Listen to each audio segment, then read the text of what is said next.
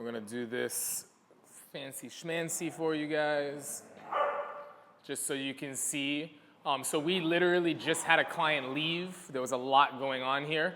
What we're gonna do right now is we're gonna calm all of this down, similar to the last episode.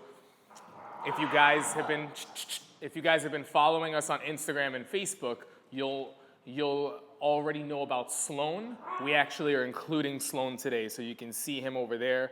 He's not as relaxed as the other dogs. We're gonna work on that. One of the things that's gonna be helping him is the environment around us, right? So because we need this to be new, you can see that kind of struggle. So what I'm gonna do, just so it's a little bit more aesthetically pleasing for you guys, Harvard, come on, is I'm gonna relocate all these guys so that throughout the episode, you're not just looking at my ugly face, you're able to see these cute guys hanging out as well.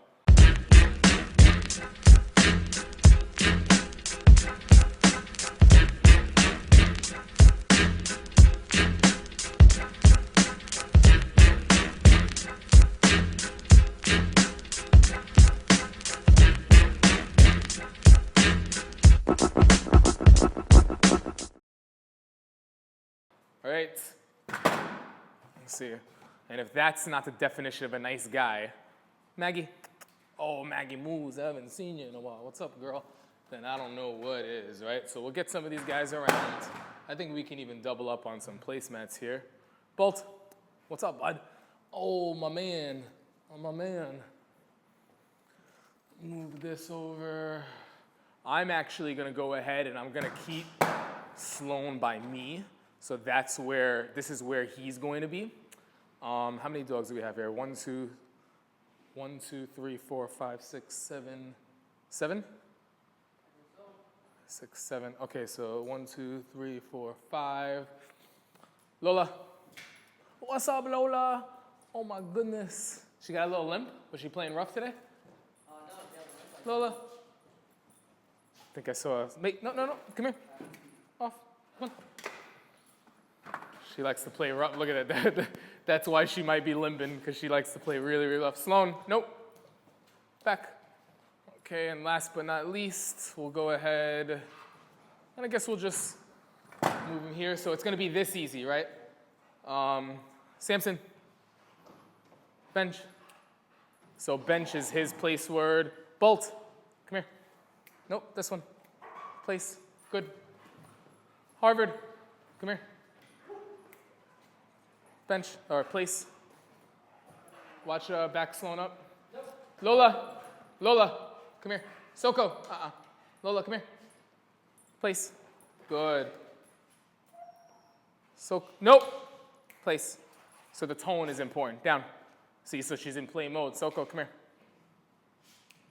Place. Mags, you gotta move. Nope, come here. You gotta move for him. There you go. Come here. Hey. Place. Sit. Good. Down. They'll adjust, they'll get comfortable. Now I'm gonna relocate Sloan. And this is gonna be Sloan's very first Dog Behavior Question Tuesday episode where she's included. This is a very big deal for him. Sit. Down. Taking direction. If you guys follow the Instagram and our Facebook page, you know exactly how fear aggressive this dog actually is. It's no joke, right? So we've come a long way in a small amount of time or a short period of time. And that's how we do it, right? For me, this is everything. We allow dogs to play and dogs can play because they respect us, they know the boundaries, right? So it's like being a referee. It's like, in order for me to referee a game, it's gonna be much, much easier if the players know what sport they're playing and what the rules of that sport are. So being a dog and playing and living life in this crazy world, I wanna referee you. I don't wanna dictate the game and determine the outcome of the game, but I do wanna make sure you're aware of the sport that you're playing and what the rules of this are. Life in general, right? So that's that. And that's what we're kind of teaching Sloan here, right? Even here, come here, good job. I'm at the point where I can actually clean. Good job. Clean eye boogers out, and this is a dog that I couldn't even think about walking toward before. So really big deal. His confidence is starting to come out. But enough about that, let's get right into this. So the first question is from Cladison. How should I go about working with my multiple dogs? I have 3 large band dogs that are, in my opinion, just okay with recall. They're pretty good with leash pressure, with prong collar. If I create 2 while working with 1, they bark and whine. If I create 2, okay, while working 1, they bark and whine. If I have all 3 out, they're a distraction. They don't know place yet. Help me, bro. LOL. Okay, cool. So that's a great question. First thing I'm going to go ahead and say is dogs got to know how to do this. So you get what you pet, right? They want to be pet. They want affection. They want to play. They want to be involved.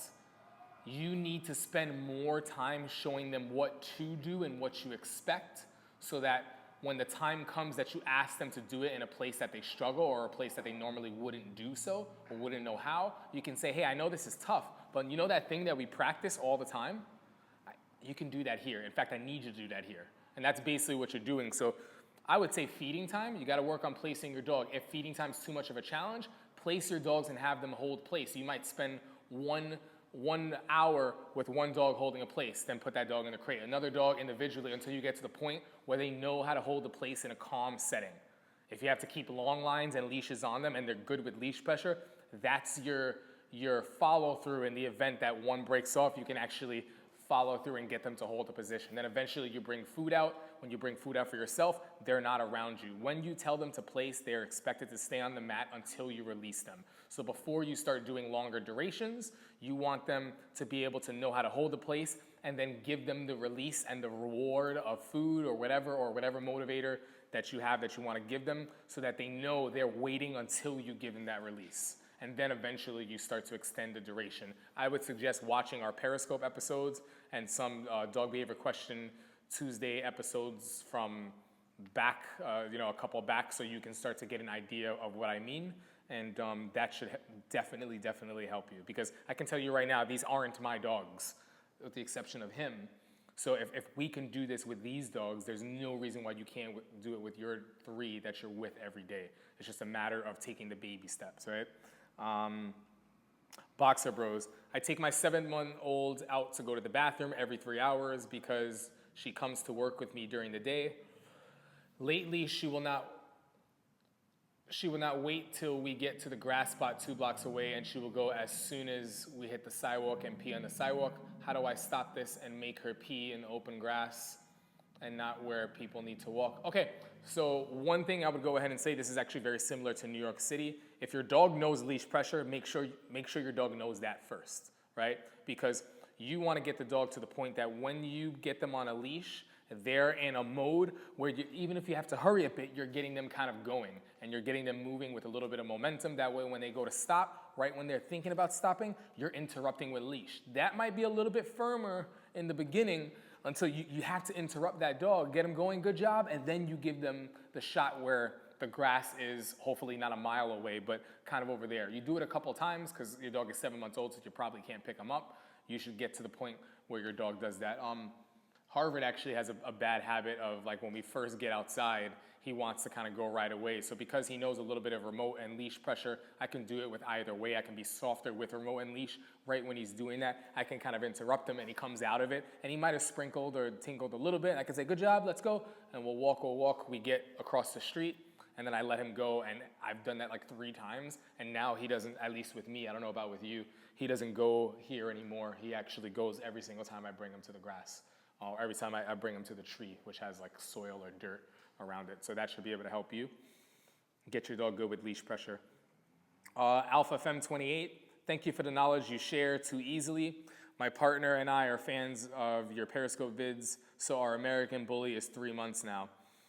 We've started walking him recently, and I've noticed that when he hears or sees children, he gets super excited to that point where that he just wants to do anything for their attention. But then he gets a bit awkward and wants to bark at kids when he can't get to them to have them be pet. Okay, we want to work on getting him to stop being so excited when he sees children And same type of behavioral excitement happens when we have guests over. Okay, so this is the impulse control thing.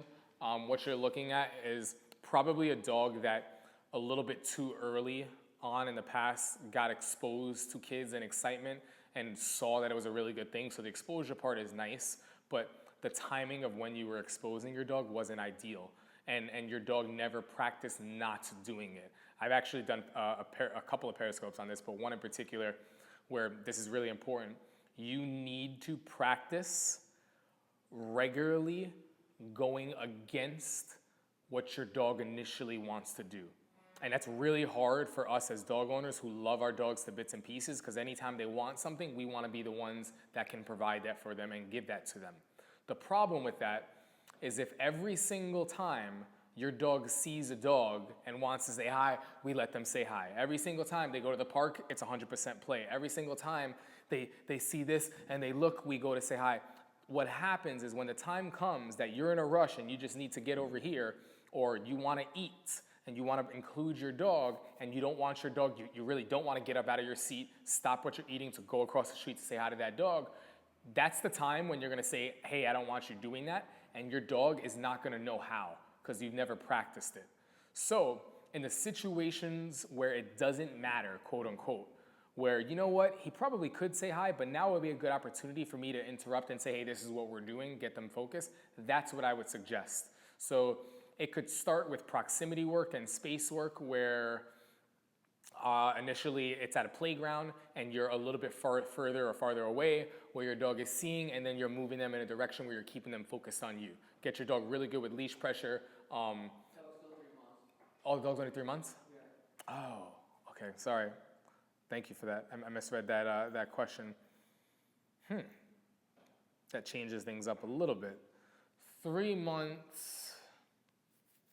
Let's see, what would I do? What I would suggest then is what's that? Yeah, it's basically avoiding that problem, not so that you're not working on it, but you're working on it in an indirect area. So start working your dog for his or her food to the point where it becomes something that they want, and they can't just jump up on you to get it. They can't just do this. They can't just whine or bark. You've taught them what to do so that when you tell them nope for doing something else, it's actually meaningful and you can guide them, and they start learning how to do something else that you ask instead of the same thing or instead of what they wanted. When you get really, really good at that and working your dog for food for different commands, and you start building and growing the amount of things that you've taught your dog how to do, you can eventually start disagreeing and say, nope, do this instead, and your dog already knows how to do it. That way, when your dog gets a little bit older and you start to practice with the kids and stuff, he or she has already had the impulse control to practice waiting and focusing on you and doing other things. And as your dog gets older, it's going to be easier to say, hey, don't do that, do this, and really change that mindset where the dog doesn't get the exposure of those kids and that excitement. And when they finally do get to meet a kid or something, the state of mind is relaxed. It's a kid that you can coach, that you can actually say, hey, come over and pet, and you can nurture calm behavior instead of creating an anxiety monster, right? So start working your dog for their meals, abandon the food bowl. I've done Periscope sessions on that, and catch.me, KATCH.me, archives our Periscope sessions, so you can go through all of those and check those out, okay? There's also Dog Behavior Question Tuesday episodes where we cover our markers and how we use them in detail as well. Thank you for the support and watching. I really appreciate that. Jewel Abad, in your opinion, what is the best e-collar? I think it really depends. Two of the top companies right now are going to be e-collar Technologies and DctK. They're both good products. I like the size of e-collar Technologies. There's some other ones too that are ideal in other ways, like the Martin system is good for 2 dogs in some ways, but not in others. If you're going to be working with multiple dogs, e-collar Technologies tends to have, I guess, more friendly remotes for you where you can control different levels. DctK's great. That would probably be maybe my go-to for like 1 dog, but I can tell you right now, all the remotes that I use, even on my dog, are by e-collar Technologies.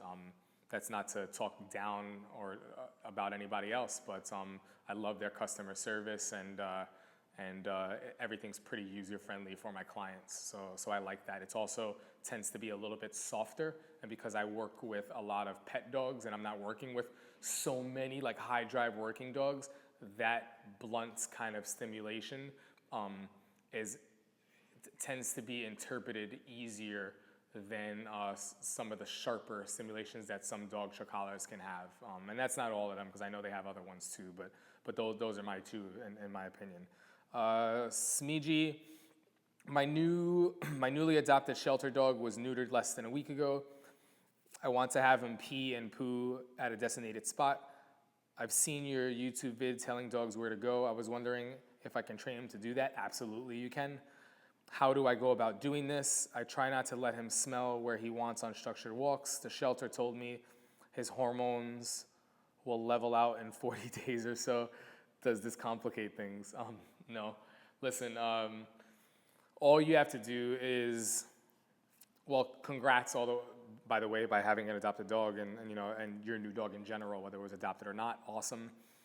Get your dog really good on leash pressure and start separating the difference between migration, where you're controlling your dog's nose, eyes, and ears, the scent, right, or the senses, and then giving them the okay where leash is a little bit loose and extended, where they can smell in an area, and you always bring them there. If it's a puppy, you might want it to be shorter distance, so you can bring them to that area all the time and focus on when you're done doing that, the rest of the walk is walking. So limit the amount of smelling time and have that maybe be 20% of the walk and 80% of the walk being migrating, where the nose, eyes, and ears aren't focused on something else and they're working on impulse control and knowing how to kind of move, right? That's really, really important. You can definitely do that and stick to it. The thing I think that's super important is when you're walking, you walk with intention, even if you don't know where you're going. You know that you're heading in this direction, and then when something's coming up, it could be a verbal marker or whatever, okay, and you let your dog kind of smell there. If they're kind of in that area and they're just looking around, you can bring them back behind you and reintroduce them to the space. If that's not happening, then walk. Get in the habit of just walking. Walk, go around the block or whatever you gotta do, come back to that space. And you keep doing that. If you're habitual with that, and that area is a good area, which is where it's more likely for a dog to go, they will learn it, I promise you, I assure you. We do it in New York City all the time, even with dogs that aren't city dogs, right? So check this out. The same dog that was, can you see him on here? The same dog that was kind of not at ease over there due to the environment and due to the help of these guys goes, oh, I can do this around other dogs. Pretty good, right? So that's pretty awesome, pretty rad, happy about that. You're gonna see a lot of good stuff. We also have some video that I'm sure we'll make a video, a YouTube video similar to one of our latest ones, Johnny Be Good. If you guys saw that one, we'll do something similar with this guy. And what's really cool about this is we have like the moving trucks and everything behind us with boxes and people going by. So they're learning how to just have that be a part of life. And the last question, Caddy Too Fast. I have a dog that's fully e-collar off leash with basic obedience down. Then I also walk a dog on e-collar that is on a long line and slowly learning recall and the basic place sit down. She, however, is a resource guarder, so whenever they find something they can eat in the grass, she growls and snaps at my dog. I gave her a couple of pops in the prong since I wasn't prepared with e-collar. I'm using a 2-dog mini educator. Should I set up a scenario where I'm going to be prepared to correct at a high level? I've heard other trainers refer to this as feed the chickens, where you're basically spreading the kibble on the ground and wait for the last piece to be reclaimed by the resource guarder. Okay, so that's not something I would suggest until you get to a certain point. It's really, really important that you understand how to do that feed the chickens concept. So the first thing that I'm gonna do is say you gotta get recall a little bit better. You gotta get recall really, really good. Then what you wanna practice is a feed the chicken like scenario, or away from other dogs, a food bowl where the dog is eating, or feed the chickens where kibble's spread, and away from the challenge, because the food is gonna be enough of a challenge, you practice calling the dog off, calling the dog off, calling the dog off. Successful every time the dog comes to you, you reward with something of higher value. During a feeding session, maximum 4 times. 2 to 3 is probably ideal, and just get your dog used to doing that. When you know that can be done, Then you introduce that dog where the kibble spread out, eating, and before you see something, practice calling off. Do that systematically. Then eventually the size shrinks. The size shrinks and you see there's something kind of going there. You can practice calling off and there's a little bit of silliness. And then you can get firmer and you can get a little bit louder with the leash and the remote if needed. Because now the dog knows what to do. It's fair. You tried and the dog was like saying, yeah, I know how to listen, but right now I want to do this. Then it's like, that's not an option. When that gets really good, another thing you can do is you can even skip that step, or not skip it, but hold off on that step and then teach an out command or an off command where basically, nope, with that out and that off, good job, you've gone from recalling the dog and backing away to get the dog to come to you to now with leash and remote stepping in with spatial pressure and having the dog back away. When the dog backs away, feed with food. The dog backs away, something of higher value. Dog backs away, maybe eventually you shape it into a sit. So off is boom, this spatial pressure, and eventually you can fade out all those steps. Off, the dog knows how to do it, or out, boom, your reward. When the dog knows how to do those things successfully away from the dog, then you introduce the dog and then you start it all over again with recall, then eventually out where the dog, you can step into the circle, the dog can kind of back away, good job, and feed while the other dog is still eating. That's it in a nutshell. I would still consult, or maybe have some help when you're doing it. Don't try to do this by yourself. Consult a professional. I know you work with dogs, so maybe you just want an extra hand. But even though it is a good protocol, it can be a dangerous protocol anytime you're working with these type of dogs. So just make sure you're being smart about it and you're not pressuring your dog too much prior to them knowing what you expect of them. That's really, really important, all right? Hope that helps, guys. Thank you. This was episode 28, and I realized we didn't do my introduction.